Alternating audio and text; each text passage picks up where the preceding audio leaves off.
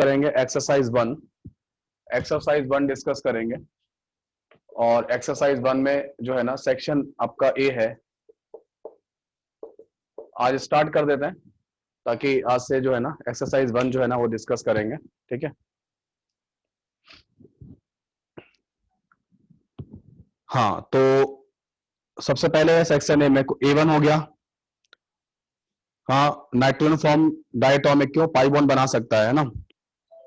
Pi bond छोटा atom है, pi bond बनाने की एबिलिटी है, इसलिए डायटोमिक ट्रिपल बॉन्ड के फॉर्म में एग्जिस्ट कर सकता है। ठीक है, white phosphorus very reactive because it is red नहीं होता है, बिकॉज व्हाइट फास्फोरस स्ट्रेन्ड होता है ना। A2 जो है ना उसमें क्या आंसर है कि व्हाइट फास्फोरस में स्ट्रेन होता है, हाईली स्ट्रेन्ड पार्टिकल है। क्यों? क्योंकि जो बॉन्ड एंगल यहाँ पे आ रहा है फास्फोरस का वो 60 डिग्री आ रहा है। ठीक है, बॉन्ड एंगल अगर फास्फोरस का 60 डिग्री आ रहा है, जबकि हाइब्रिडाइजेशन से चलेंगे तो sp3 हाइब्रिडाइजेशन है तो कितना आना चाहिए 109 डिग्री 28 मिनट आना चाहिए, लेकिन उससे कम आ रहा है, काफी कम आ रहा है। ये बिल्कुल वैसे ही जैसे हमको ऑर्गेनिक केमिस्ट्री में साइक्लोप्रोपेन पढ़ाया जाता है ना। तो साइक्लोप्रोपेन जो होता है वो हाईली रिएक्टिव होता है, वैसे ही यहाँ पर भी ये 60 डिग्री वाला हाईली रिएक्टिव है ना सर। ठीक है, नेक्स्ट है थर्ड नंबर क्या होगा, which allotropes form of sulphur is thermodynamically stable at room temperature and pressure. कौन सा होता है? रोम्बिक वाला होता है ना, रोम्बिक वाला होता है। नेक्स्ट है A4 हो गया, है ना। A4 हो गया, इंपॉर्टेंट सल्फर। ये तो क्या थे? ये थे, ये फॉस्फेट था। कौन सा फॉस्फेट था? एक वो कैल्शियम वाला फॉस्फेट है और एक वो है ना। ओके, तो यहाँ पर जो है ना इस तरीके से रहेगा।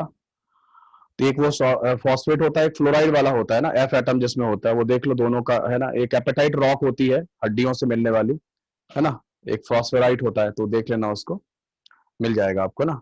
सेक्शन बी में है B1 हो गया। सेक्शन बी पे आ जाओ। सेक्शन बी में B1 B2 B3 में कोई डाउट है? B1 में डाउट है?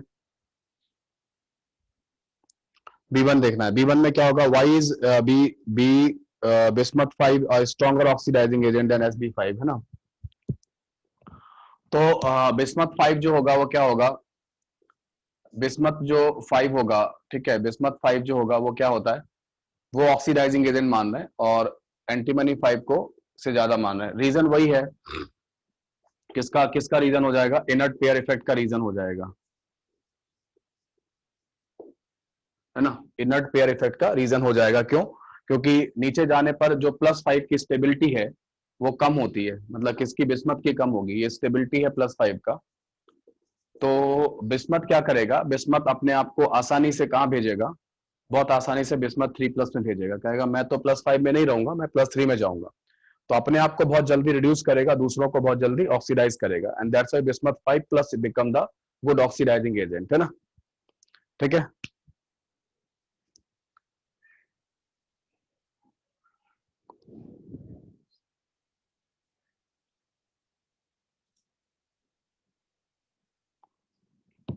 ठीक है, नेक्स्ट करते हैं।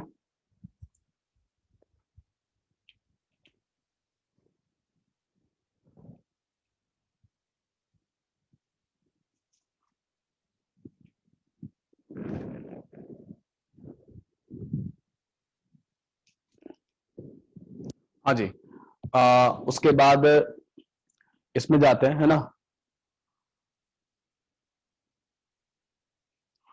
ये नोट्स में करवाया है ना, किसने लिखा? ये सैम जो लिखा हुआ है ना इसने। चलो, तुमने कभी पढ़ा ही नहीं है, तुम्हें कभी पढ़ने से मतलब ही नहीं है। ये इनर्ट पेयर इफेक्ट मैंने क्लास में पढ़ा दिया है, ठीक है, चलो इग्नोर करते हैं, है ना। इच्छा तो है यार, तुम लोग एक बार मिलना जरूर है ना। तुम्हें तुम्हारी औकात याद दिला दूंगा मैं।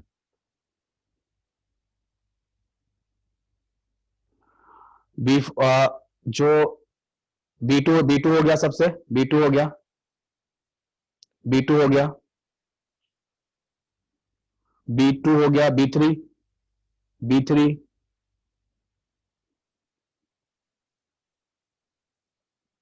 B3 में डाउट है। The tendency to exhibit -3 oxygen state of a group 5 element decreases down the group.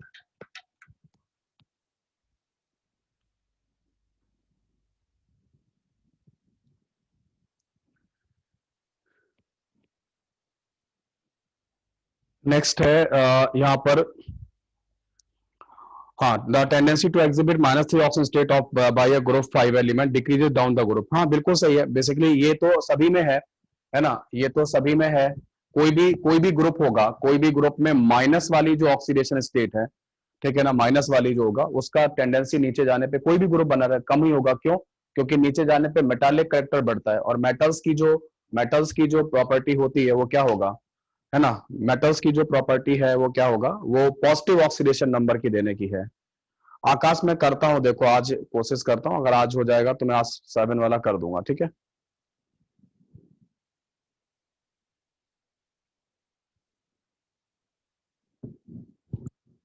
ठीक है, नेक्स्ट आते हैं B4।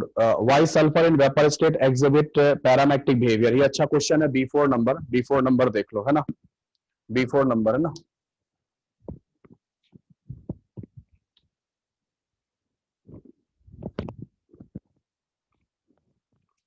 सो B4 नंबर में क्या होगा, B4 नंबर में एक स्टेटमेंट लिखो, एमओटी मतलब molecular orbital theory, MOT of diatomic species of third period,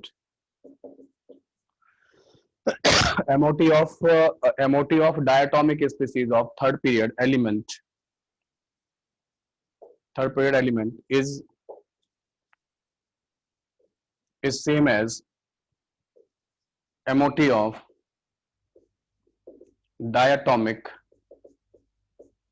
diatomic species of second period element।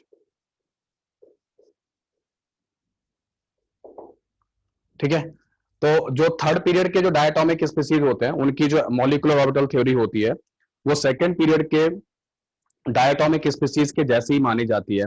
अब समझो, जो सल्फर है वो क्या होगा, है ना, ठीक है, जो जो सल्फर है वो क्या होगा, है ना, सल्फर जो है ना वो थर्ड पीरियड का एलिमेंट है, और सल्फर को डायटोमिक बोला जा रहा है, S2 की बात की जा रही है।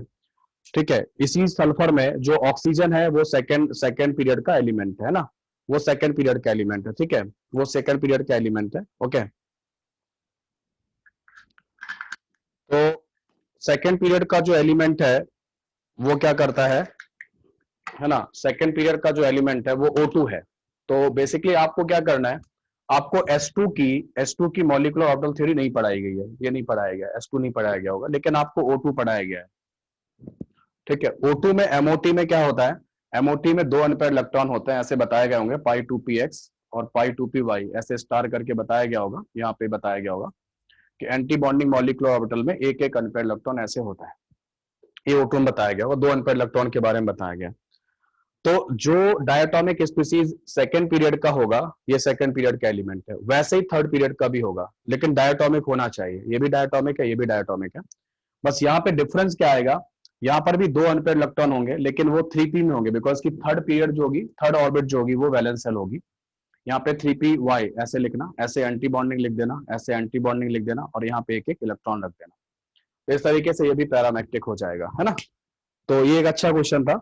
800 डिग्री सेल्सियस पर क्या होगा, ऑलमोस्ट डायटोमिक स्पीसीज में ब्रेक हो जाएगा, और उससे आप करोगे। ठीक है, मेरे ख्याल से नोट कर लिया होगा सब लोगों ने। Now come to the next question, और it is B5 number question में कोई डाउट है? आई थिंक कोई डाउट होना नहीं चाहिए। B5 में ऑक्सीडेशन स्टेट जो होगा फास्फोरस का क्या आएगा? B5 में कोई डाउट है? B5 में कोई डाउट है?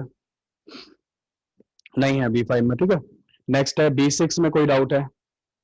B6 में tellurium form oxides of formula TO। ये तो जैसे जैसे ऑक्सीडेशन नंबर बढ़ता जा रहा है ना, वैसे वैसे नेचर चेंज करते जाओ। टेलुरियम तो वैसे भी, है ना, नीचे जाने पे मेटालिक स्टेट ही जा रही है ना, ऑक्सीजन, सल्फर, सेलेनियम, है ना, और टेलुरियम वगैरह जो है ना, तो इनके जो ऑक्साइड है, लोअर वाला जो ऑक्साइड है ना, ये वाला भाई TO है, फिर TO2 है, फिर TO3 है, तो ये +2 स्टेट में है, ये +4 स्टेट में है, ये +6 स्टेट में है।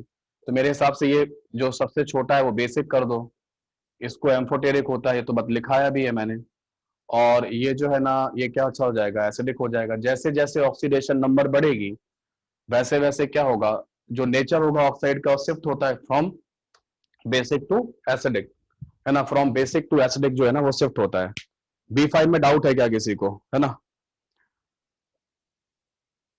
ये रूल पूरे डाउन द ग्रुप लगेगा क्या? नहीं, ये थर्ड, ये जो रूल मैंने लिखाया हुआ है मोटी का, ये केवल सेकंड पीरियड और थर्ड पीरियड के डायटोमिक स्पीसीज के लिए है, बाकी नहीं लगेगा, बाकी नहीं लगेगा।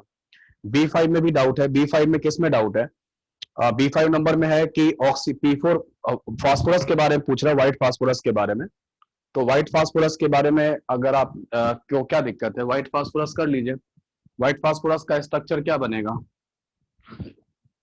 व्हाइट फास्फोरस का स्ट्रक्चर क्या बनेगा? B4 का स्ट्रक्चर क्या बनेगा? सॉरी सॉरी, व्हाइट फास्फोरस का स्ट्रक्चर मतलब P4 का, नॉट B4। P4 का स्ट्रक्चर क्या बनेगा? P4 का स्ट्रक्चर आप ऐसे बना लेना, ठीक है?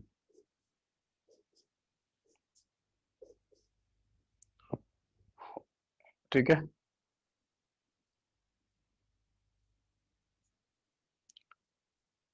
ये 60 डिग्री हो जाएगा, है ना, इस तरीके से। तो अभी ये क्या कहता है कि ऑक्सीडेशन स्टेट बताना है, तो P4 में ऑक्सीडेशन स्टेट कितनी आएगी? जीरो आएगी।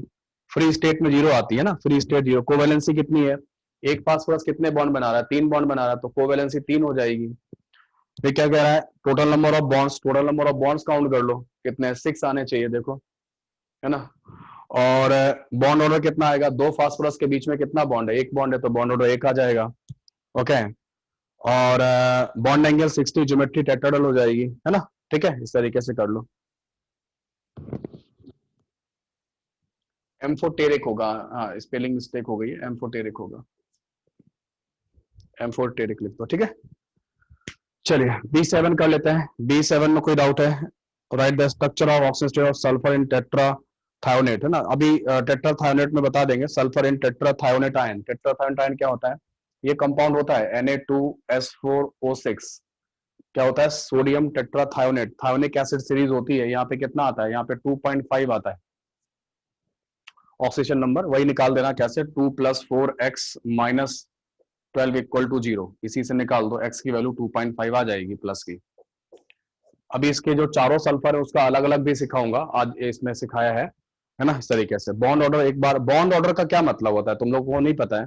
What is bond order? Bond order क्या है कि बेसिकली दो बॉन्ड का, बॉन्ड ऑर्डर का जो फिजिकल मीनिंग है, दो एटम के बीच कितने बॉन्ड है, बस ये बॉन्ड ऑर्डर का फिजिकल मीनिंग है।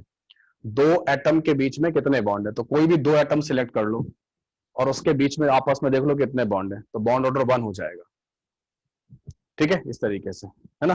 कोई भी दो एटम आप उठा लो, अब इसके इसके बीच उठाओगे तो फिर 1 आएगा, इसके इसके बीच उठाओगे तो 1 आएगा। अब जैसे मान लो ऐसा हुआ, जैसे O2 है, तो O2 के दो एटम के बीच में कितना बॉन्ड है? 2 बॉन्ड है, तो ये डबल बॉन्ड ऑर्डर इसका कितना आएगा बोलो? इसका बॉन्ड ऑर्डर 2 आएगा। N2 है, तो दो एन एटम के बीच में कितने बॉन्ड बॉन्ड है? 3 है, तो बॉन्ड ऑर्डर कितना आ जाएगा? 3 आ जाएगा। तो बॉन्ड ऑर्डर का मीनिंग लिख लो, बॉन्ड ऑर्डर का फिजिकल मीनिंग जो है ना वो लिख लो अपनी कॉपी में। और वो है कि जो है ना रहेगा उसमें ये रहता है कि कितने बॉन्ड बने हैं दो एटम के बीच में। ठीक है, B8 नंबर क्वेश्चन हो गया आप लोगों से। B8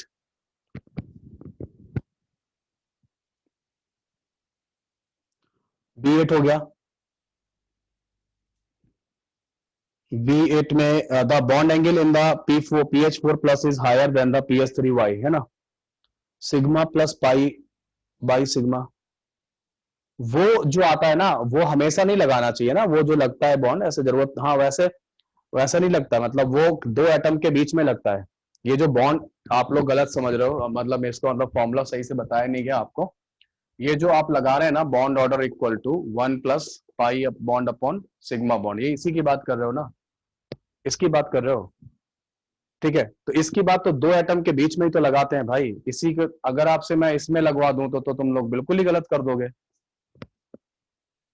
है ना, बिल्कुल ही गलत कर दोगे। पहले वो एटम सिलेक्ट करना किनके बीच में ये वाला फॉर्मूला लगा रहे हो, किसके बीच में यहाँ वाला फॉर्मूला लगा रहे हो उसको देखना, ठीक है, उसके हिसाब से करना, है ना। 2.5 बॉन्ड ऑर्डर फिजिकली कैसे एग्जिस्ट करता है? क्यों नहीं करेगा बॉन्ड ऑर्डर फिजिकली एग्जिस्ट? 0.5 तो 0.5 करेगा ऑर्डर, कोई दिक्कत थोड़ी ना है ना। डीलोकलाइजेशन से जो है ना बॉन्ड ऑर्डर जो है ना पार्शियल बॉन्ड ऑर्डर हो जाता है, ठीक है। पार्शियल बॉन्ड जो है ना वो डी आता है ना। फिर आपने रेजोनेंस क्या पढ़ा? आपने रेजोनेंस का फिनोमेना, ये सब चीजें आपने क्या पढ़ी है भाई? कौन है ये? कविराज, आपने रेजोनेंस वगैरह के फिनोमेना नहीं पढ़े हैं क्या? वहां पे तो ये सब पढ़ाया जाता है, बॉन्ड ऑर्डर फ्रैक्शन में भी आता है। थोड़ा सा देख लेना। अभी यहाँ पे ज्यादा फिर ज्यादा चला जाऊंगा, मुझे पीछे जाना पड़ेगा, अभी तो फिर नहीं बताऊंगा, है ना। ओके, क्वेश्चन नंबर B8 पे जाते हैं, और B8 पे जाएंगे। ओके,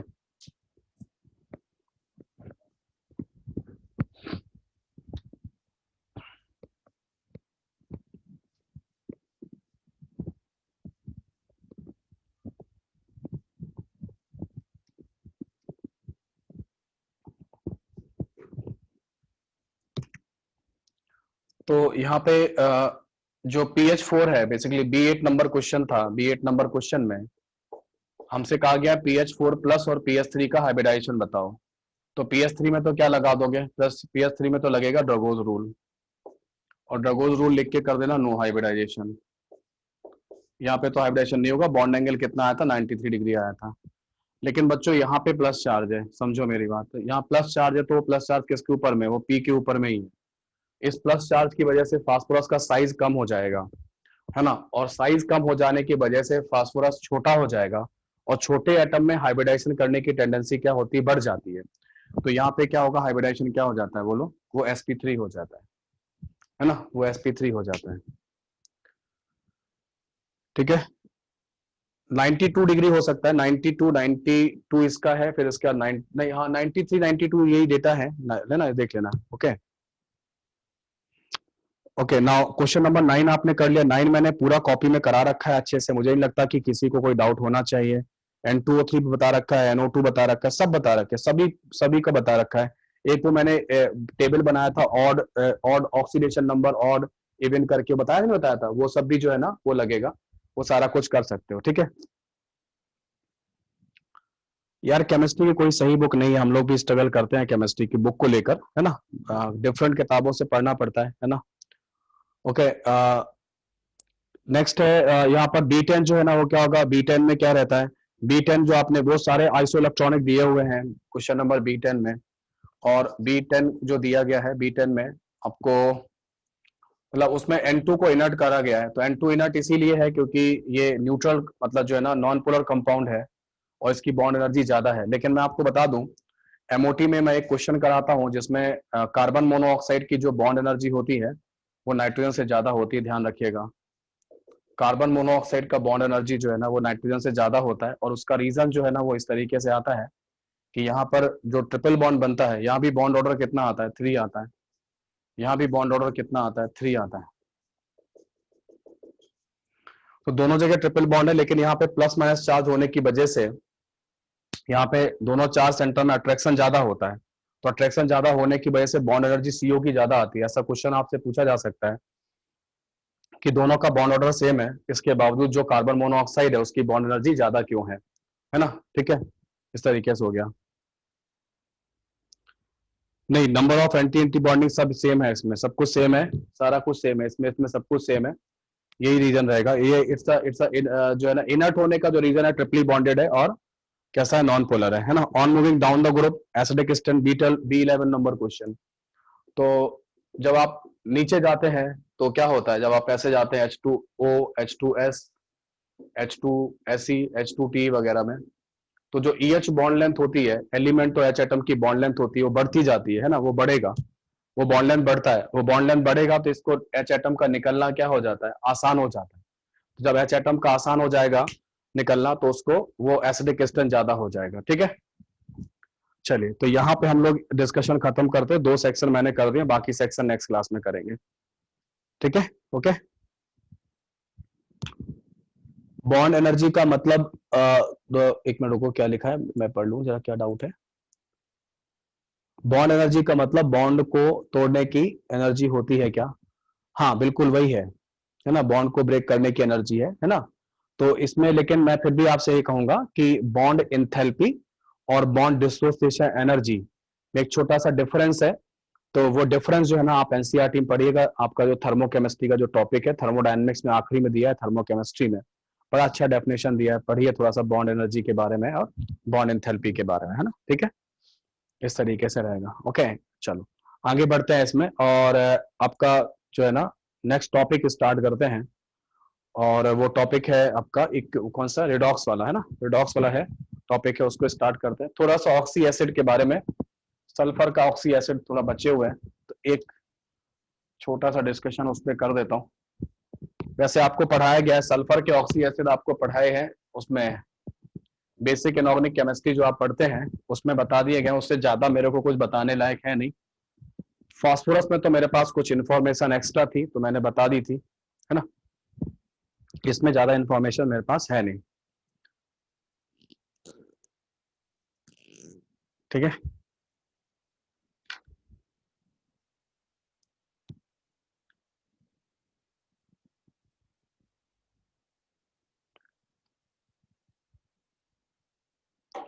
क्या हुआ अर्पित, बोलो क्या कह रहा अर्पित। सर मैं कह रहा हूँ सर, C11 O में O पे हाँ, पॉजिटिव है तो सर वैसे ही अनस्टेबल हो गया, क्योंकि O नहीं पे नहीं, ओ पे पॉजिटिव होने। पॉजिटिव वाला वो अनस्टेबल नहीं है, आप चिंता मत करो।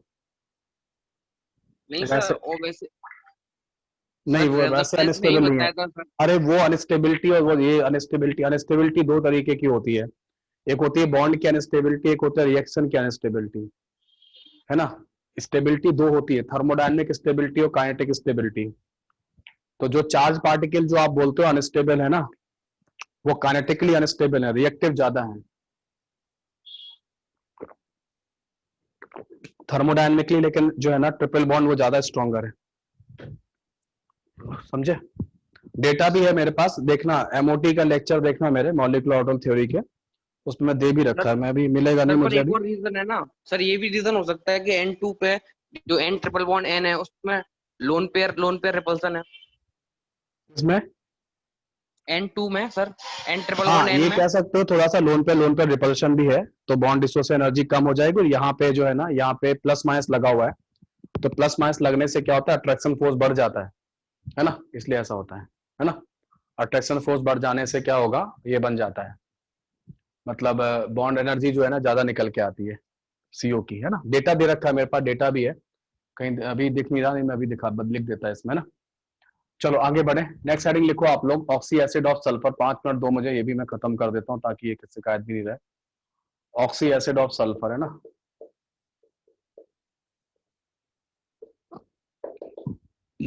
तो ऑक्सी एसिड ऑफ सल्फर में सबसे पहले हम लोग H2SO4 वाले देख लेते हैं। तो H2SO4 में तो आप जानते ही हैं इसका नाम क्या है, H2SO4 तो जानते ही हैं ये क्या होता है, तो सल्फ्यूरिक एसिड है। सल्फ्यूरिक एसिड क्या करता है, सल्फ्यूरिक एसिड इस तरीके से बनाया जाता है,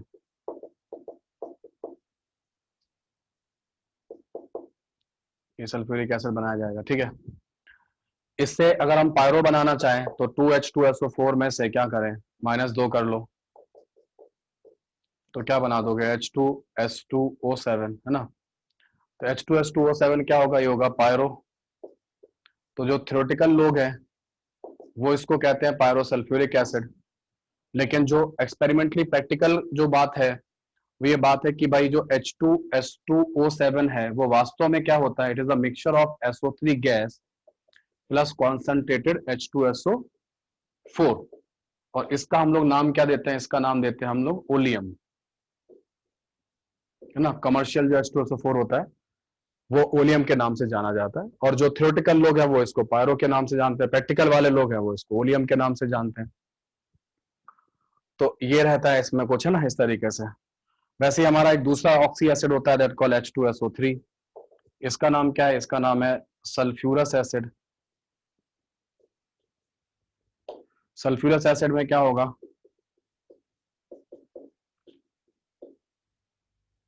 ठीक है, एक ओ कम हो जाता है इसका, और ये होता तो डाइबेसिक ही है लेकिन इसका एक ओ कम हो जाता है ऐसे, डाइबेसिक ही होगा, ये सल्फ्यूरस एसिड है, ठीक है। और सल्फ्यूरिक एसिड कैसे बनेगा, सल्फ्यूरिक एसिड बना, सल्फ्यूरस कैसे बनता है, ये बनता है SO2 प्लस H2O मिलाओगे तो क्या आ जाएगा, H2SO3 आएगा। जबकि SO2 को SO3 को पानी में मिलाओगे तो क्या आता है, तो क्या आता है, तो H2SO4 आता है, ठीक है। अब इसके अगर दो पार्टिकल लिए जाएं, किसके, इसके H2SO3 के दो पार्टिकल लेकर एक पार्टिकल माइनस कर लिया जाए तो क्या बनाता है, H2O5 बनेगा, है ना। देखो जरा, ये बनेगा, 6 में से एक ऑक्सीजन गया, हाँ बिल्कुल यही बनेगा, H2SO2O5 बनेगा, ठीक है। तो ये क्या बनेगा, ये बनेगा पायरो, पायरो जो बनेगा, पायरो सल्फ्यूरस एसिड, है ना, पायरो सल्फ्यूरस एसिड, है ना।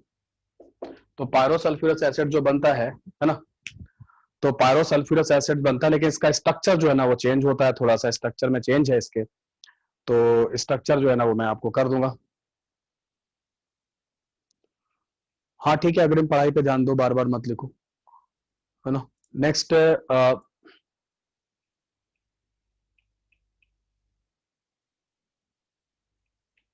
तो इसके स्ट्रक्चर में जो है ना वो चेंज आएगा, इसको नोट कर लो।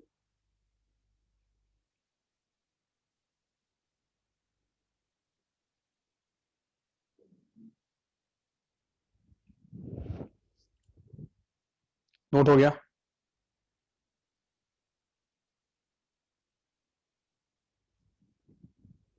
ओके।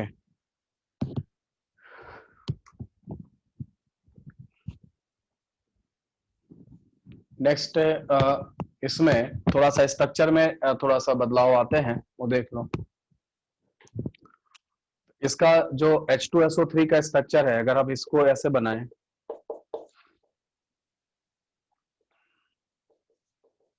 ये H2SO3 का एक स्ट्रक्चर है, दूसरा स्ट्रक्चर आप बना लें,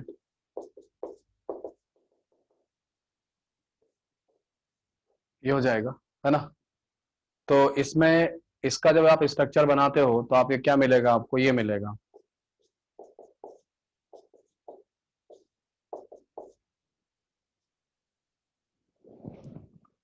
ठीक है, और इस तरीके से मिलेगा, ये बनना चाहिए। लेकिन इसमें क्या होता है, ये जो ये सल्फर का लोन पेयर है, ये ऑक्सीजन के लोन पेयर है, ये सल्फर के, इनमें आपस में रिपल्शन होता है। तो रिपल्शन होने के बाद ये चेंज करता है अपने स्ट्रक्चर को, और ये कुछ इस तरीके से आ जाता है ना, ये जो है ना इस तरीके से बन जाता है कुछ, ये बनता है इसका।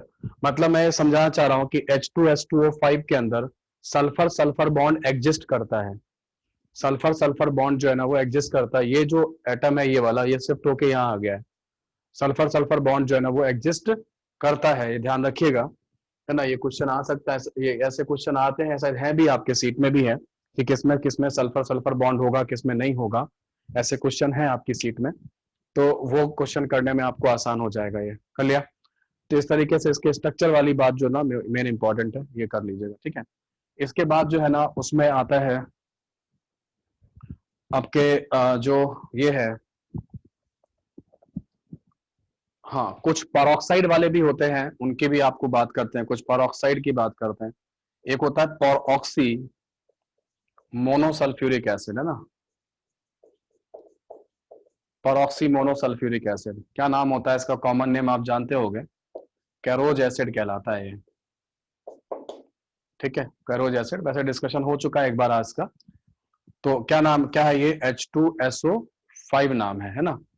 तो कैसे होता है, ये इस तरीके से रहेगा। तो इसकी नेमिंग भी आप परफॉर्म कर ही सकते हो, जैसे मैंने आपको फास्फोरस वाले में बताया था कि ये जो पेरोक्साइड लिंकेज है उसकी वजह से पेरोक्सी आया। मोनो क्यों आया, क्योंकि एक सल्फर है ना। और सल्फ्यूरिक क्यों आया, क्योंकि +6 का ऑक्सीजन नंबर का इक वाला है ना, तो इसलिए है ना इस तरीके से हो जाएगा, ओके, ये आ जाएगा। दूसरा है आपका peroxydisulphuric acid, peroxydisulphuric acid, ठीक है, peroxydisulphuric acid is called Marshall's acid, ठीक है, मार्शल्स एसिड कहलाता है। तो मार्शल्स एसिड का फॉर्मूला क्या था, वो था H2S2O8 था, है ना। इसके स्ट्रक्चर भी मैं बना चुका हूं, जब मैं आपको पेरोक्साइड हाइड्रोजन पेरोक्साइड पढ़ा रहा था तब मैंने आपको बताया था, है ना।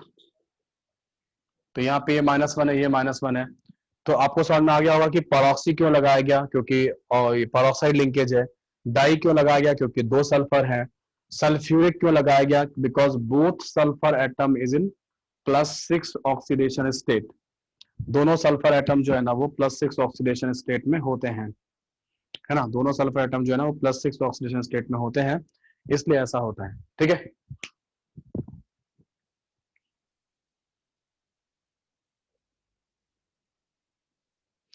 इसमें से ये वाला स्ट्रक्चर फाइनल है, इसमें ये वाला स्ट्रक्चर आपका फाइनल स्ट्रक्चर है, ये स्ट्रक्चर फाइनल है, ठीक है।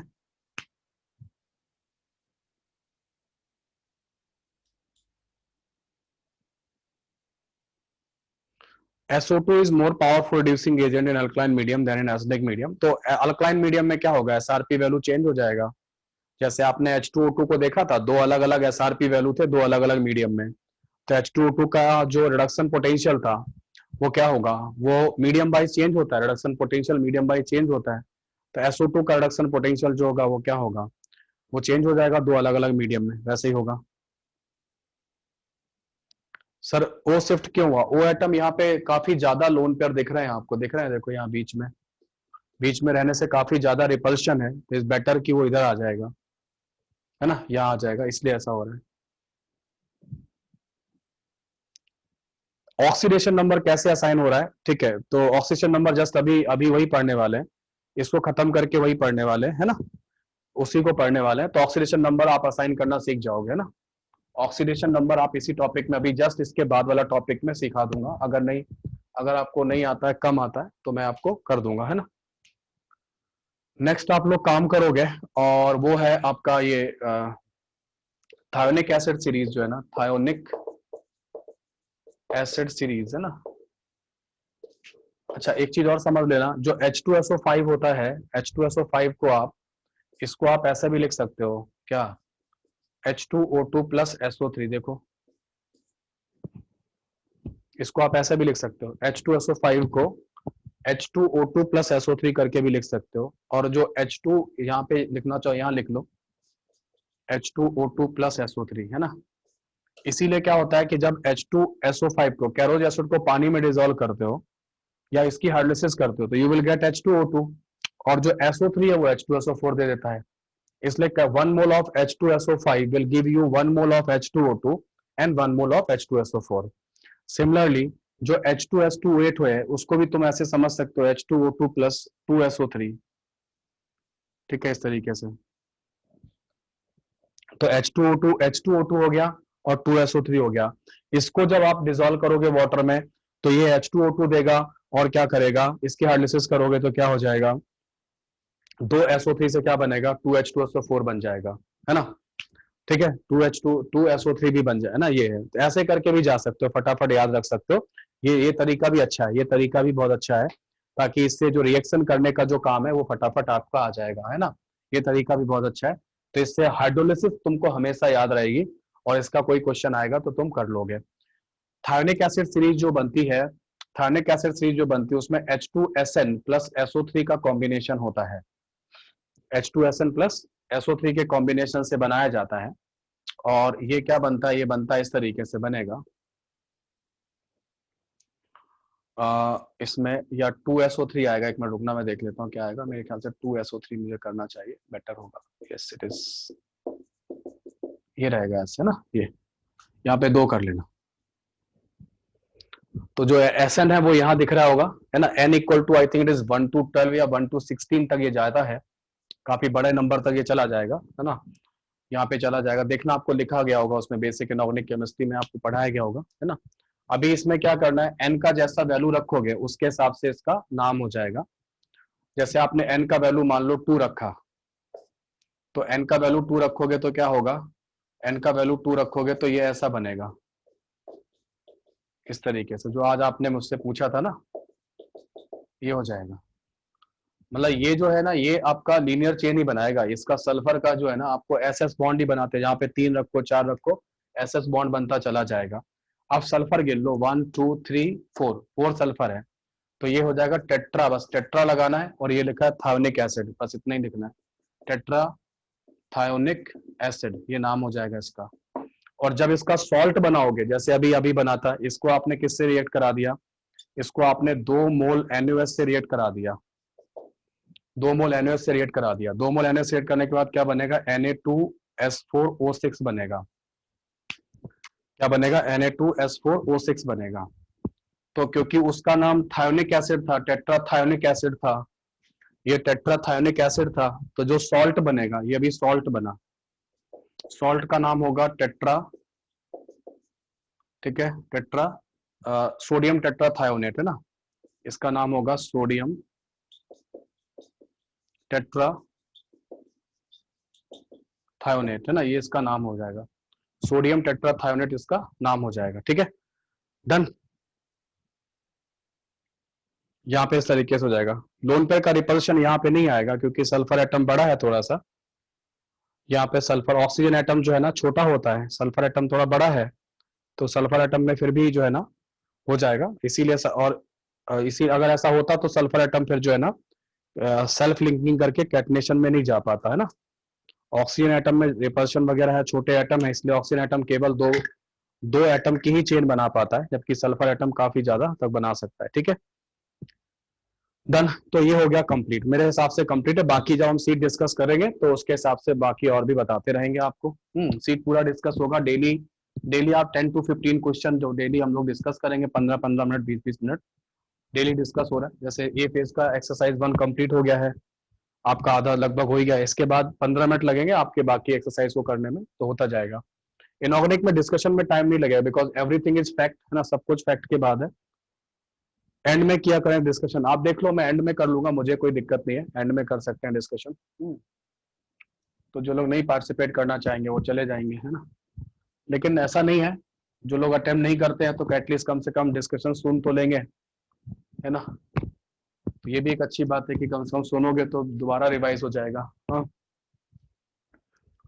नेक्स्ट है इसमें, okay, so come to the next topic start करते हैं, और वो टॉपिक है हमारा रेडॉक्स टाइट्रेशन।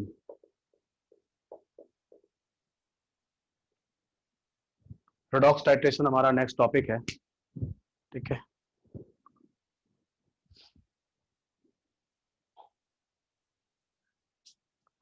थायनस एसिड का भी सीरीज होता है, अब देख लो यार, थोड़ा सा बाद में बता देंगे, अब इस पे आ जाते हैं ना, पढ़ा देंगे कहीं ना कहीं, बता देंगे, थायनस एसिड बता देंगे ना, टेट्राथायोनिक एसिड और थायनस एसिड, है ना। नेक्स्ट है रेडॉक्स टाइट्रेशन की बात करते हैं। तो रेडॉक्स टाइट्रेशन में अगर हम देखें तो हम लोग सबसे पहले देखेंगे ऑक्सीडेशन रिडक्शन के बारे में। तो ऑक्सीडेशन रिडक्शन सबको आता है, ऑक्सीडेशन सबको पता है, ऑक्सीडेशन रिडक्शन होता क्या है, ऑक्सीडेशन रिडक्शन होता क्या है ये तो पता है ना सब लोगों को। हाँ, शशांक नहीं पता है, नहीं, नो सर, नो सर, ओहो, मतलब बिल्कुल बेसिक से शुरू करें, चलो देखो, करो भाई, देखो कोई दिक्कत नहीं है, कर लो, कोई बात नहीं, 5 मिनट इसमें भी लगने वाले हैं, ज्यादा नहीं लगेंगे। ऑक्सीडेशन की बात कर लेते हैं, रिडक्शन की बात कर लेते हैं, बहुत ही उल्टा ऑर्डर, जबकि ये टॉपिक पहले हो जाना चाहिए, तो ऑक्सीजन रिडक्शन पहले हो जाता, तो मैं जितनी चीजें पी ब्लॉक में बोलता था फिर तुम लोगों को समझ में कैसे आती थी, है ना, क्या। तो ये हो जाएगा, इसमें क्या लिखते हैं, addition of O atom, addition of O atom, यहाँ पे क्या करोगे, यहाँ पे होगा रिमूवल ऑफ ओ एटम। वो मतलब ऑक्सीजन एटम का जुड़ना जो होता है वो ऑक्सीडेशन कहलाता है, oxidation oxidation oxidation oxygen atom का हटना जो होता है वो रिडक्शन कहलाता है, ठीक है। दूसरा है हमारा कि यहाँ पे रिमूवल होता है, रिमूवल ऑफ एच एटम जो होगा वो ऑक्सीडेशन है ना। यहाँ पे आप लिख सकते हैं कि एडिशन जो होगा, एडिशन ऑफ एच एटम जो होता है वो रिडक्शन होता है। तीसरा पॉइंट आप करिए, increase of positive charge, increase of positive charge, positive charge increase, जब पॉजिटिव चार्ज इंक्रीज होता है तो ऑक्सीडेशन होता है। यहाँ पे लिखिए decrease of positive charge, decrease of positive charge, ठीक है। तो यहाँ पे जब पॉजिटिव चार्ज में कमी आती है तो रिडक्शन हो जाता है। चौथा पॉइंट करिए, डिक्रीज ऑफ नेगेटिव चार्ज,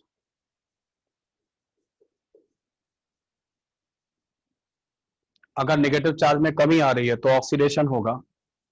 यहां लिखिए इंक्रीज ऑफ नेगेटिव चार्ज, तो नेगेटिव चार्ज जब क्या करेंगे, इंक्रीज करेंगे तो रिडक्शन आएगा, है ना। नेक्स्ट है यहाँ पे लॉस ऑफ इलेक्ट्रॉन, यार तुम लोगों ने तो इलेक्ट्रोकेमिस्ट्री भी पढ़ लिया बिना इसके, किसने ऑर्डर बनाया है यार पढ़ाने का? लॉस ऑफ इलेक्ट्रॉन है ना, ये लॉस ऑफ इलेक्ट्रॉन हो जाएगा, और यहाँ पे क्या होगा, यहाँ पे गेन ऑफ इलेक्ट्रॉन हो जाएगा।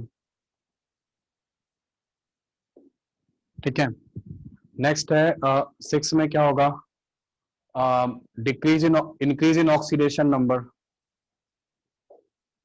इंक्रीज इन ऑक्सीडेशन नंबर, और ये क्या होगा, decrease in oxidation number, decrease in oxidation, increase in oxidation, decrease in oxidation. ठीक है, इस तरीके से। ओके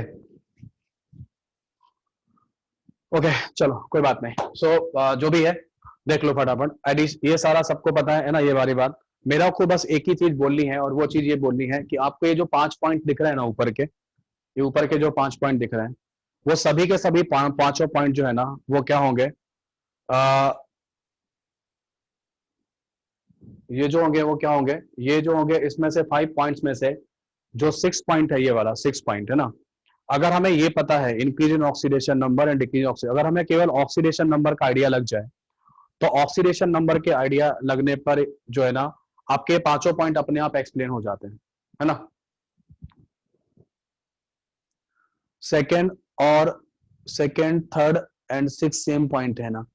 हाँ, सेकेंड वाला removal of H atom, third, हाँ वो है एक ही जैसे, वो है एक ही जैसे, ऐसा नहीं है कि उनको कोई अलग अलग है, मतलब अलग अलग जरूरी नहीं कि सब कुछ एक साथ घटेगा, कहीं पे ये होगा तो कहीं पे ये होगा, तो कहीं पे ये होगा तो कहीं पे ये होगा, तो कहीं पे ये होगा तो कहीं पे ये होगा।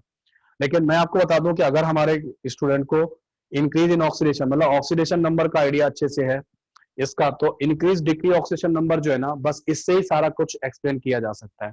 So that's why I am moving to oxidation number. मैं आपको समझाना चाह रहा हूँ कि ऑक्सीडेशन नंबर क्या होगा, ठीक है, इस तरीके से। ओके, तो फिलहाल आप लोग ये बता दो नोट हुआ है कि नहीं हुआ है ना। नोट हो गया, बस नोट हो गया तो मैं हटाऊंगा इसको, है ना, फटाफट, है ना, डन। ओके चलो। ओके, नाउ नेक्स्ट हेडिंग अपनी कॉपी में लिखो, नेक्स्ट हेडिंग अपनी कॉपी में लिखो, और वो है ऑक्सीडेशन नंबर। फटाफट लिखो ऑक्सीडेशन नंबर, ऑक्सीडेशन नंबर, है ना, ऑक्सीडेशन नंबर जो है ना, वो अपनी कॉपी में लिखो।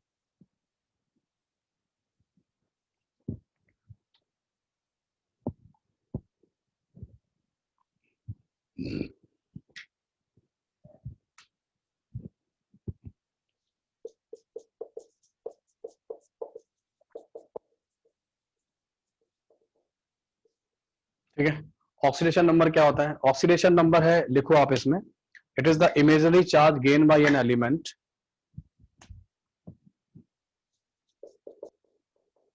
इट इज द इमेजिनरी या real charge gained by an element. It is the imaginary charge or real charge gained by an element when it goes from its elemental free state to combined state. The imaginary या real भी होता है, कभी कभी real भी आ जाता है ना, जैसे है ना, इस तरीके से। तो इट इज द इमेजनरी या रियल चार्ज, कभी कभी रियल भी होता है, लेकिन ज्यादा डेफिनेशन में इमेजनरी ही लिखा हुआ है, रियल तो मैंने लिख दिया मॉडिफाइड वर्जन में, है ना। ठीक है, तो sometime it may be real also. जैसे सोडियम है, तो सोडियम का जो चार्ज है ना, Na+ आयन, तो यही इसका चार्ज भी है, यही इसकी ऑक्सीडेशन नंबर भी है, तो यही इमेजनरी भी है, यही रियल भी है, दोनों चीजें ऐसे है ना, इस तरीके से। लेकिन जब आप केमोनोफोर की बात करते हो, केमोनोफोर में जब आप Mn का +7 बताते हो, तो Mn का ये +7 चार्ज रियल चार्ज नहीं है। रियल चार्ज कब आएगा Mn पे +7? जब आप उसके 7 इलेक्ट्रॉन, 7 इलेक्ट्रॉन आप उससे हटा दोगे, देन Mn गेन +7 चार्ज। तो यार केमिकल रिएक्शन में, केमिकल बॉन्डिंग के दौरान 1, 2 या 3 इलेक्ट्रॉन निकालने के बाद ही आयनाइजेशन एनर्जी इतनी ज्यादा हो जाती है कि आप 7 इलेक्ट्रॉन तक नहीं पहुंच सकते हो। इट्स अ इमेजिनरी चार्ज, और ये ऑक्सीडेशन नंबर है। ऑक्सीडेशन नंबर अपने आप में एक इमेजनरी चार्ज ही है ना, इमेजनरी चार्ज है, इमेजनरी फॉर्मल चार्ज भी बोलते हैं, है ना, इमेजनरी फॉर्मल चार्ज भी है, कह सकते हैं। और और ये जो है ना, ये क्या होगा, ये कभी कभी रियल चार्ज हो जाता है, कभी कभी ये रियल भी हो जाता है, ठीक है। अब मैं आपको डेफिनेशन समझा देता हूं। डेफिनेशन में ये कहता है कि charge gain by an element, क्या लिखा है पढ़ो, when it goes from its its elemental free state to combined state, है ना, ठीक है। फॉर्मल चार्ज का मतलब वही है, फॉर्मल मतलब आभासी, है ना, ठीक है, इमेजनरी चार्ज ही होता है ना, उसी को होता है। और जो फॉर्मल चार्ज है उसी का जो मॉडिफाइड वर्जन है वो ऑक्सीडेशन नंबर है ना, इंप्रूव वर्जन जो है ना वो ऑक्सीडेशन नंबर है।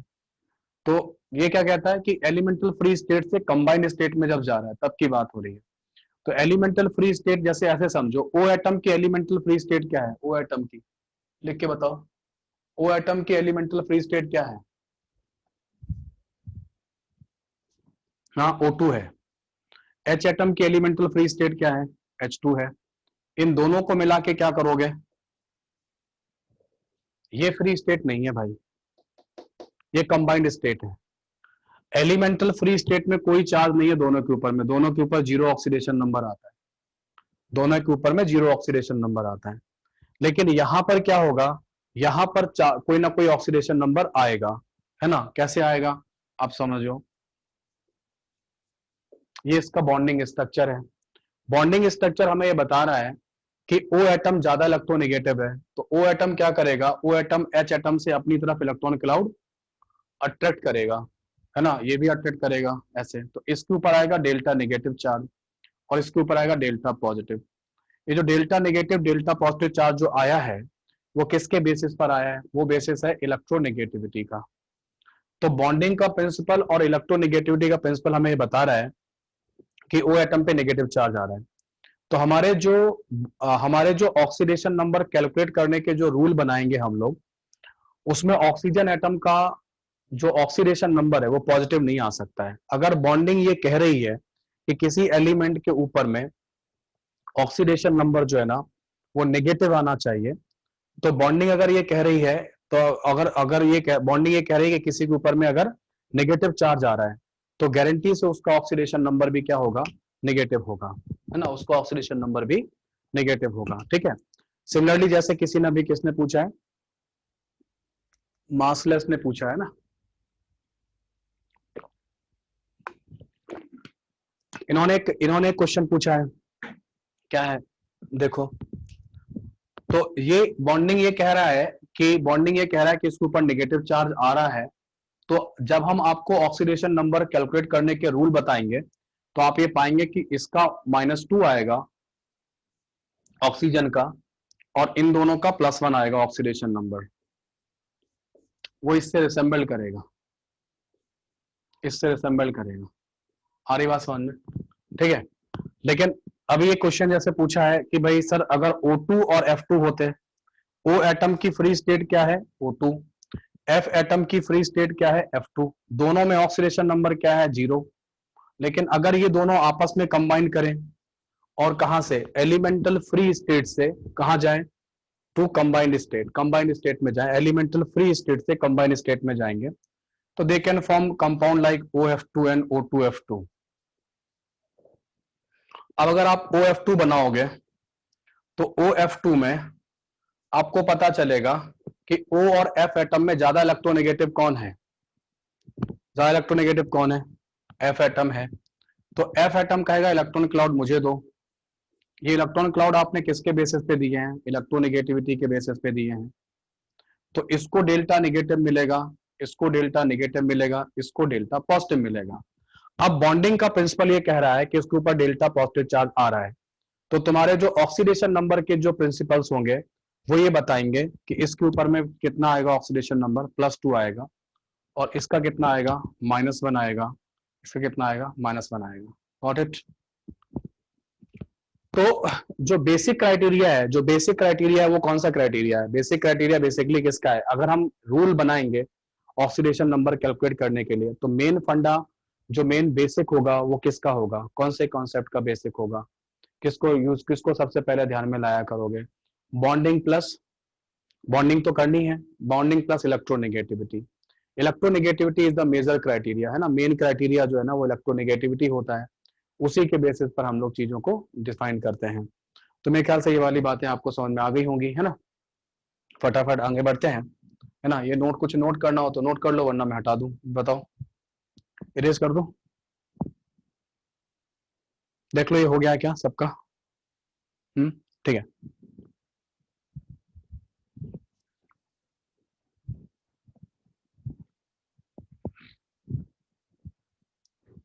So come to the next and heading लिखोगे आप लोग, rules for calculating oxidation number.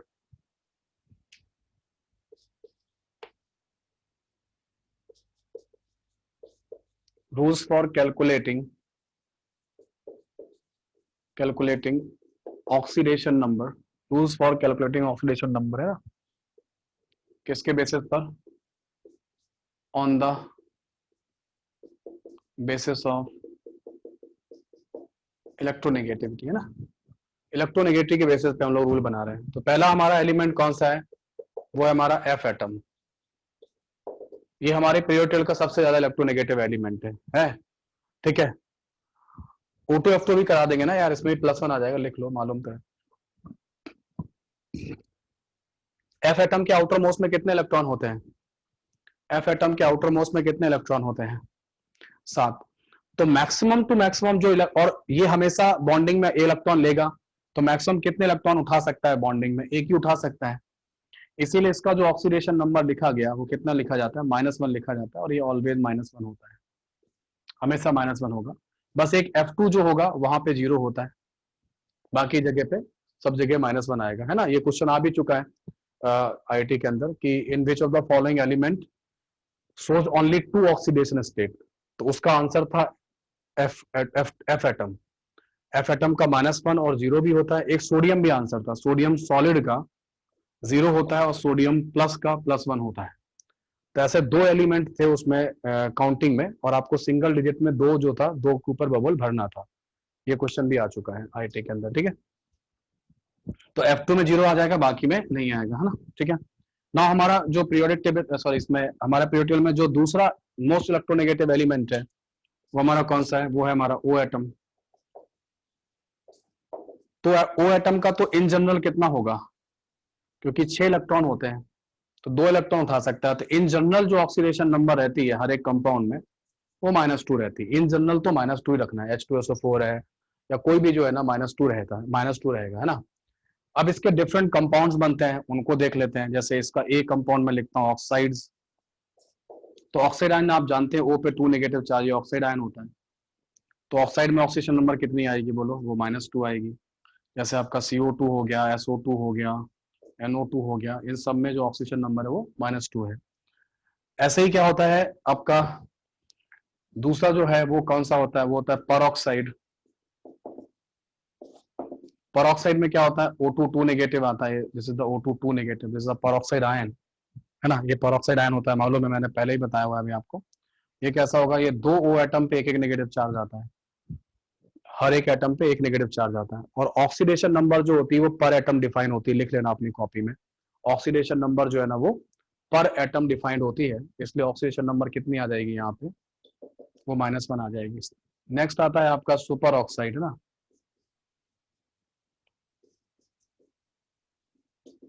तो सुपर ऑक्साइड क्या होता है? सुपर ऑक्साइड होता है O2-, ऐसे होता है। ये सुपर ऑक्साइड आयन है ना, O2- आयन ये होगा। तो 2 एटम पे, 2 ऑक्सीजन एटम पे कितना चार्ज है? -1। तो एक ऑक्सीजन एटम पे कितना चार्ज आएगा? बोलो बोलो, एक ऑक्सीजन एटम पे कितना चार्ज आएगा बोलो? -1/2। तो यहाँ पे ऑक्सीजन नंबर कितनी आएगी? वो -1/2 आएगी। जैसे KO2 वगैरह जो होता है ना, KO2 है, RbO2 है, ये सब सुपर ऑक्साइड है। यहाँ पे जैसे Na2O2 है, H2O2 है। तो परऑक्साइड के केस में ऑक्सीडेशन नंबर कितनी? -1 है। सुपर ऑक्साइड में -1/2 है, ऑक्साइड में -2 है। इस तरीके से ये आपके नंबर रहते हैं। नोटेड? नोटेड? जल्दी जल्दी बताओ फटाफट, जस्ट रिवाइज ही करा रहा हूँ, मुझे पता है सब चीजें पहले हो चुकी होंगी कहीं ना कहीं। जस्ट फटाफट एक बार रिवाइज जल्दी से कर लेते हैं ना। डन। चलो अब जरा बात कर लेते हैं हम लोग H एटम की। फटाफट बताओ H एटम के बारे में। तो H एटम का क्या होता है? H एटम 2 तरीके से बॉन्ड बना सकता है ना। एक तो मेटल के साथ बॉन्ड बना सकता है, एक नॉन मेटल के साथ बॉन्ड बना सकता है। जब मेटल के साथ बॉन्ड बनाएगा तो क्या होगा बोलो? मेटल के साथ जब बॉन्ड बनाएगा मेटल के साथ जब बॉन्ड बनाएगा, H एटम की बात कर लेते हैं।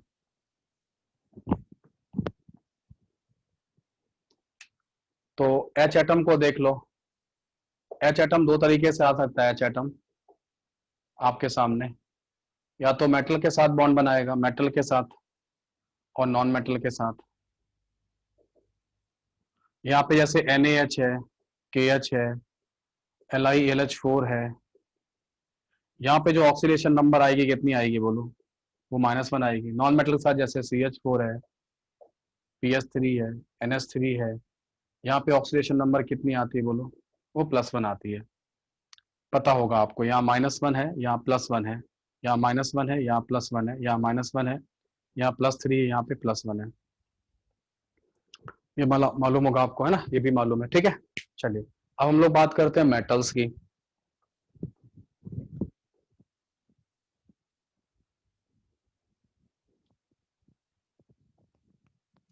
मेटल्स को हम दो कैटेगरी में बांटते हैं अपने उसमें। मेटल्स जो है ना, मेटल्स की बात करें तो मेटल्स में सबसे पहले मैं बात करता हूँ एस ब्लॉक के एलिमेंट की, है ना। तो एस ब्लॉक के एलिमेंट में दो फैमिली है अपने पास, एक तो है फर्स्ट ए फैमिली, एक है सेकेंड ए फैमिली।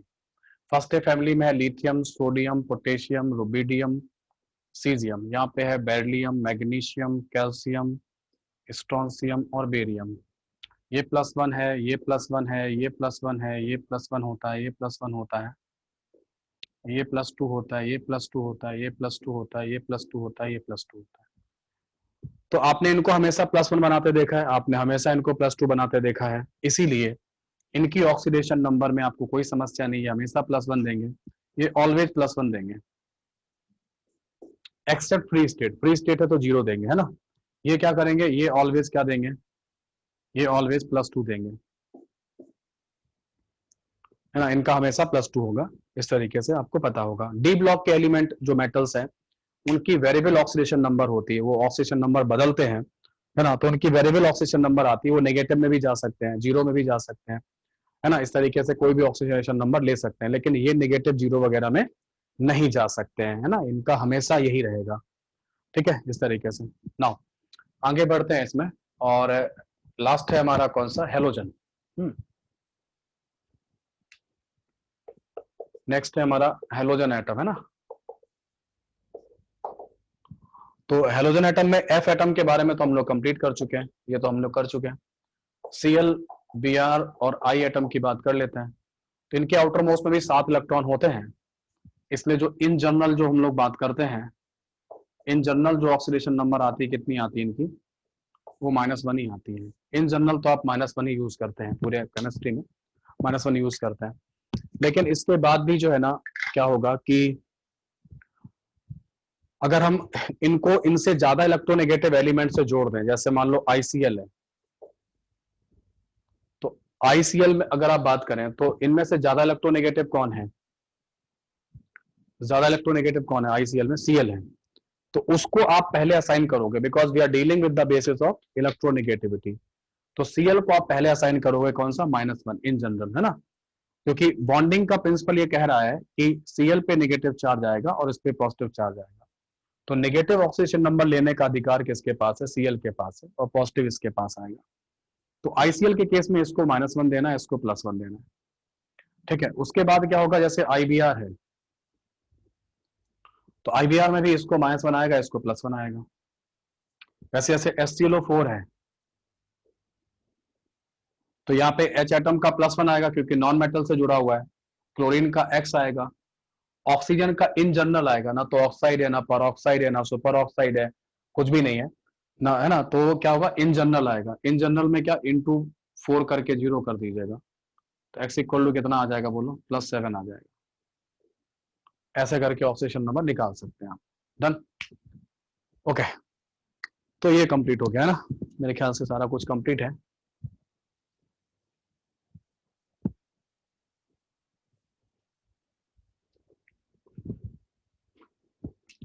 नाउ एक हम लोग और बात करते हैं, और वो है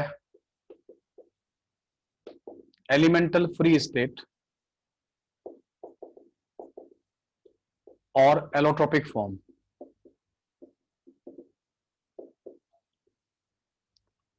तो एलिमेंटल फ्री, स्टार मार्क कर लीजिएगा, नोट लगा लीजिएगा। अगर एलिमेंटल फ्री स्टेट है या एलोट्रोपिक फॉर्म है तो क्या होगा, असाइन, जीरो ऑक्सीडेशन नंबर, तो जीरो देखिएगा। कैसे, जैसे ओ एटम है तो ओ एटम का जो एलिमेंटल फ्री स्टेट है वो क्या है, वो O2 है, और एलोट्रोप कौन है, O3 है, ओजोन। दोनों के केस में जीरो होगा। अभी आज आपने फास्फोरस पढ़ा, तो फास्फोरस का जो P4 व्हाइट होता है ये इसका फ्री स्टेट है, ये जीरो होगा। अब आप रेड ले लो, ब्लैक ले लो, कुछ भी लो, यही आएगा, जीरो ही आएगा। रेड ब्लैक सब कुछ जीरो आने वाला है, सबका जीरो आने वाला है। सल्फर की बात करें, सल्फर रोम्बिक होगा, एसिड सॉलिड, जीरो आएगा, है ना, इस तरीके जीरो। सोडियम की बात करें, सोडियम सॉलिड में जीरो आएगा, एल्यूमिनियम सॉलिड का जीरो आएगा, ठीक है, इस तरीके से। Cl2 का क्या आएगा, Cl2 गैस का जीरो आएगा, ठीक है, इस तरीके से आएगा। और मरकरी लिक्विड है जैसे, ये जीरो आएगा, है ना। तो जो एलिमेंटल फ्री स्टेट है, जिसमें फ्री स्टेट में एग्जिस्ट करता है, वो जो है ना वो क्या होगा, वो जीरो हो जाएगा, है ना, ये सब कुछ जीरो होगा। O2 P4 ये सब जो है ना, ये सब जीरो हो जाएगा। तो एलिमेंटल फ्री स्टेट होगा, ये सारी चीजों में क्या आएगा, इनमें जीरो ही आता है।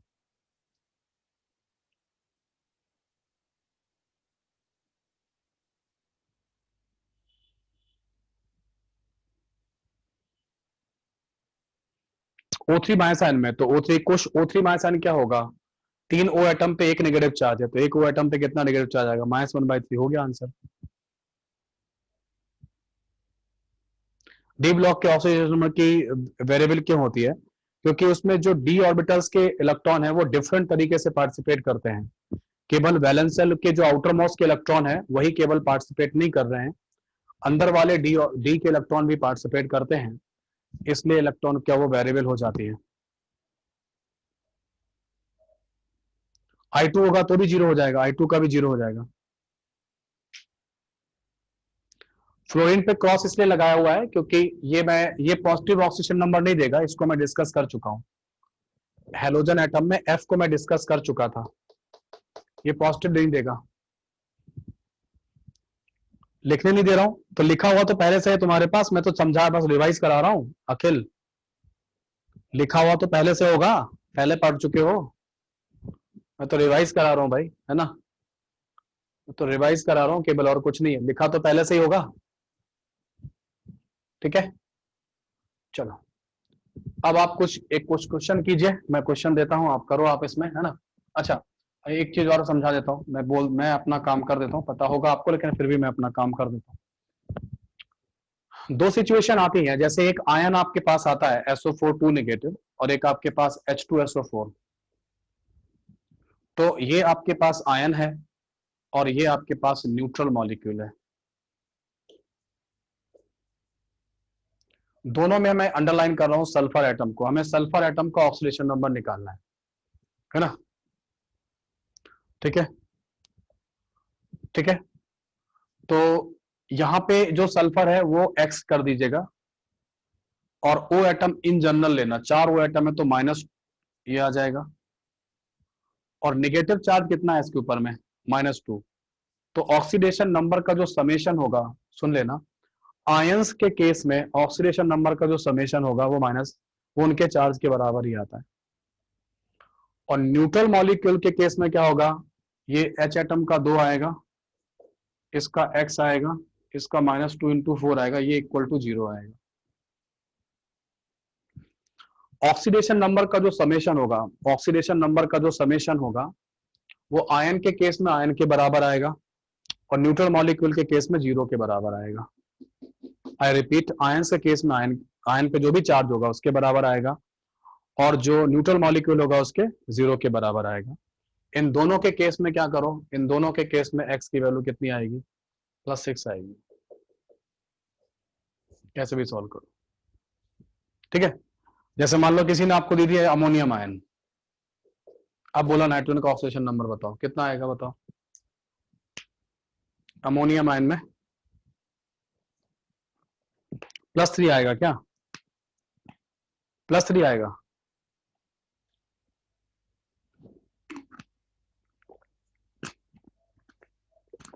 -3 आएगा। हाँ ये माइनस, अरे 5 भी आ रहा है, क्या बात है। कैसे करोगे? नाइट्रोजन का एक्स मानो। एच एटम किससे जुड़ा है? मेटल से, नॉन मेटल से? एच एटम किससे जुड़ा है? मेटल से या नॉन मेटल से? है ना, नॉन मेटल से जुड़ा है नाइट्रोजन से, तो +1 ऑक्सीजन नंबर होगी। ऐसे हमारे पास 4 है, तो प्लस करके 1 × 4 कर लेना। चार्ज कितना है? +1। तो x इक्वल टू कितना हो जाएगा? -3।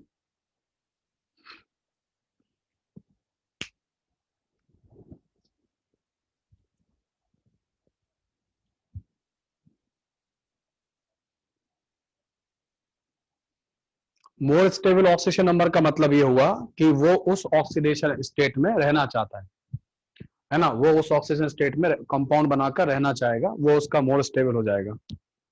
ठीक है, ठीक है, हो जाएगा। ओके, नाउ अब आगे बढ़ते हैं इसमें, और कुछ क्वेश्चन हम लोग और करते हैं ना। ठीक है, लिखिए, calculate the average oxidation number of the underlined element. Question है, calculate the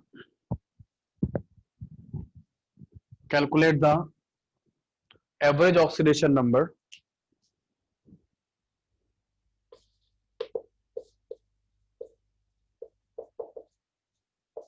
calculate the average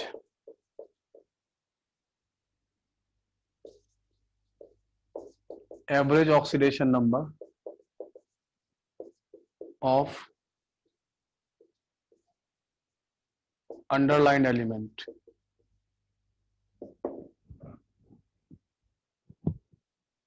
calculate the average oxygen number of underlined element, है ना। ठीक है, तो मैं देता हूं आपको, पहला लिखो Na2S2O3, दूसरा लिखो Na2S4O6, तीसरा लिखो अमोनियम सल्फेट, चौथा लिखो अमोनियम नाइट्रेट, पांचवा लिखो कैल्शियम कार्बाइड, छठवा लिखो NCl3, सातवां लिखो Fe3O4, आठवां लिखो Fe 0.96 0.960।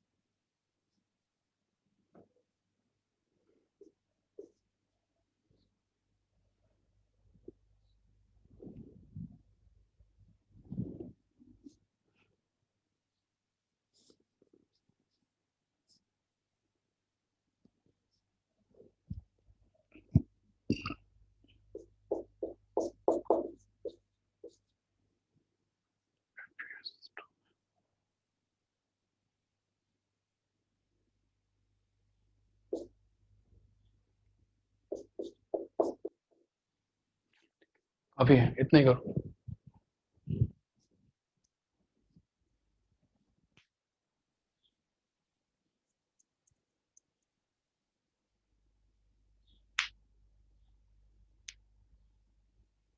हाँ, आपको एवरेज निकालना है ना, सबका एवरेज निकालना है ना, वो एक्स वाला मेथड लगाना है ना, अभी इंडिविजुअल नहीं करना है, आपको एवरेज निकालना है ना।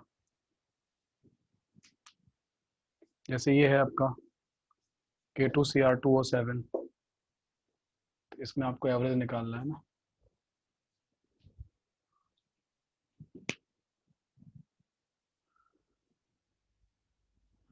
पिछला लेक्चर कर तो दिया था, पिछला लेक्चर नहीं आया क्या यूट्यूब पे? आया है यार यूट्यूब पे, पिछला में कर दिया है मैंने।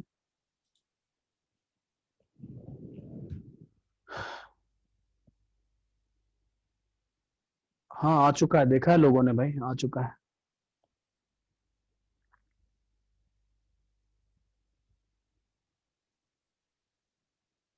हाँ लेक्चर 7 नहीं आया, 7 जरूर, मैंने 7 का रीजन बता दिया है आपको, रीजन जो है ना वो नहीं हो पा रहा है मेरे से अभी, है ना, बता दे, टुकड़ों में काफी ज्यादा टुकड़े हो गए उसके।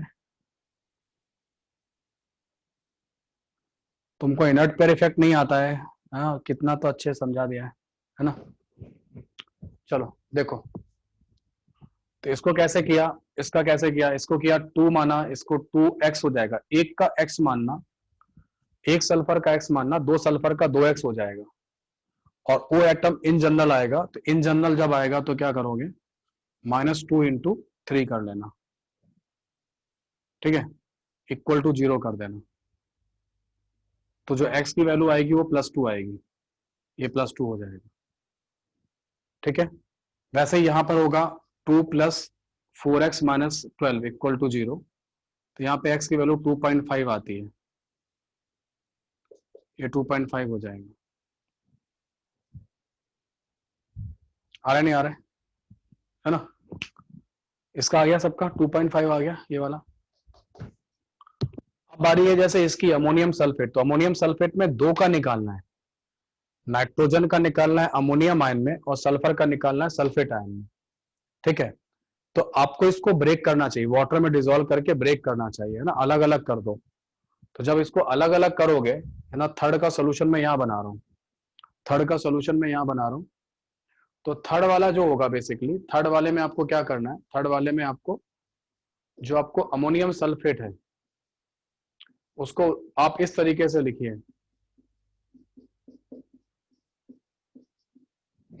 ऐसे लिखिए। अब आप अमोनियम आयन में और सल्फेट आयन में ऑक्सीजन नंबर अलग अलग कैलकुलेट करिए, ये जो दो है ना इससे कोई लेना देना नहीं है, हमें स्पीसीज के अंदर नंबर ऑफ स्पीसीज नहीं है, हमें तो अमोनियम आयन, वो हमारी स्पीसीज है, उसमें हमें ऑक्सीजन नंबर निकालना है, ठीक है।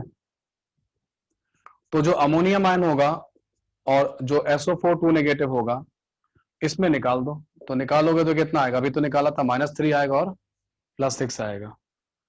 सिमिलरली यहां पर भी है ना, यहां पर भी क्या होगा, NH4 NO3 में अभी आप दो पार्ट में डिवाइड कर दो, NH4 पॉजिटिव और NO3 माइनस आयन, ठीक है।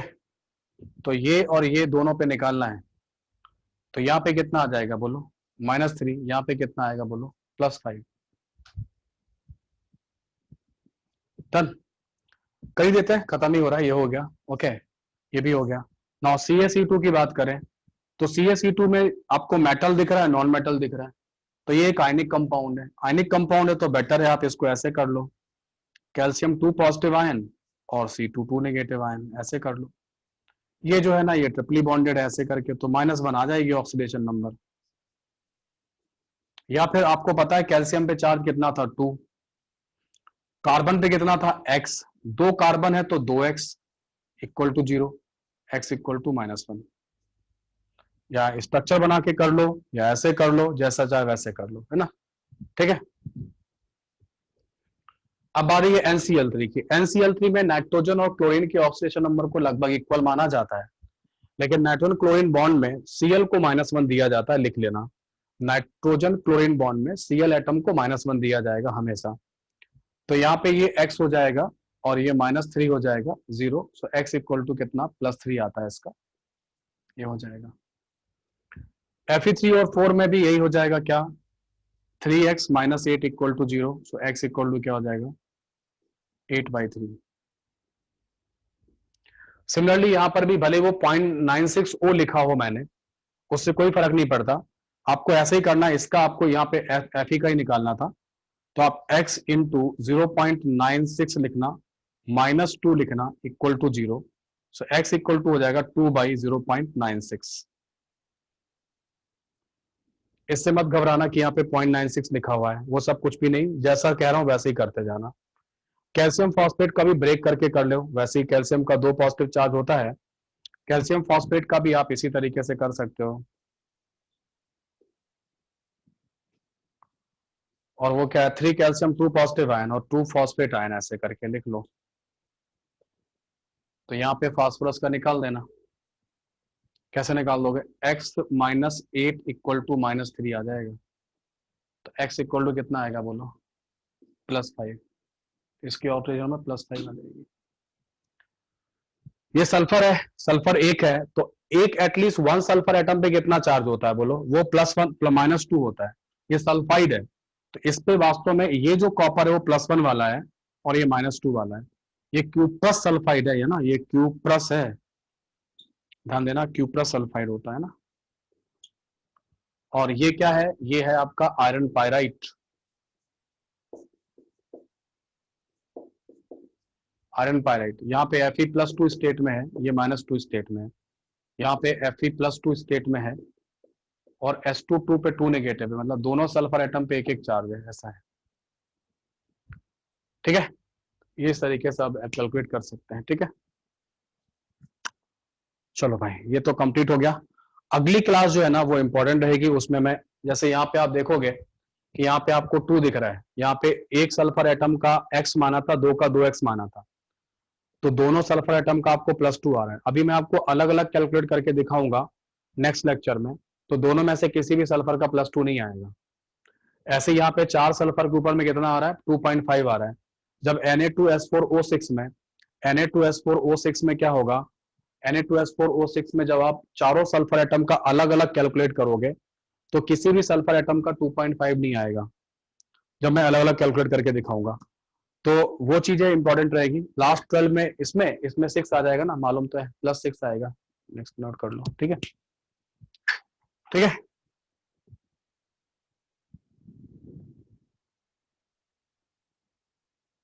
चलो भाई, अब बताओ क्या दिक्कत है? सर SM-1 होमवर्क, होमवर्क रहेगा एक्सरसाइज 1 कंप्लीट कर ले, दिया था मैंने, अब आप एक्सरसाइज 2 पे स्टार्ट कर दो। तो एक्सरसाइज 1 का सेकेंड पार्ट पी ब्लॉक में है ना, पी ब्लॉक में एक्सरसाइज 1 का सेकेंड पार्ट कर लो। ठीक है, तो यहां तक रखते हैं, है ना? ठीक है, चलो भाई, bye bye.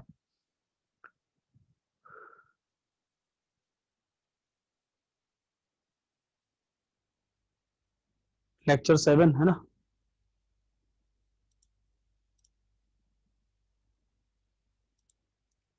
Yes, 25 days challenge जो है ना वो काफी अच्छा टॉप, मतलब काफी अच्छा बना हुआ है। अगर आप उसको यूज करो तो बहुत अच्छी बात है। 25 दिन तक लगातार आपके पास एक एक लेक्चर आएगा, है ना, वो कर लो।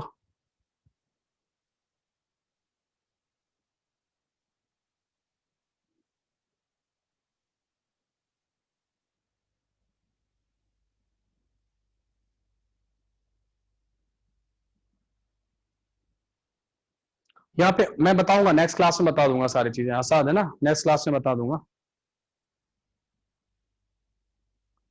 ऑक्साइड, ये कौन पूछ रहा है? यार तुम लोग को इतने अच्छे से, आशाद आपको इतने अच्छे से समझाया ऑक्साइड का ऑक्सी एसिड कैसे बनाते हैं। अरे इतना अच्छे से क्लास में डिस्कस हुआ है ना। ऑक्साइड से, ऑक्साइड उसके पहले पानी में डिजोल्व करोगे तो हाइड्रोक्साइड बनेगा, हाइड्रोक्साइड बनने के बाद हाइड्रोक्साइड के नेचर 3 होते हैं, बेसिक, एसिडिक, बेसिक और एम्फोटेरिक। जो एसिडिक होता है वो ऑक्सी एसिड होता है। ये लेक्चर हुआ था आपकी क्लास में, बहुत अच्छा लेक्चर हुआ था, है ना। तो ये लेक्चर नहीं हुआ है क्या आपकी? बहुत अच्छे, ये तो मैंने बहुत ही अच्छे से समझाया था। आशा, आपको नहीं आया समझ में? ऑक्साइड से ऑक्सी एसिड कैसे बनाते हैं, वो तो बहुत अच्छे से बनाया हुआ है।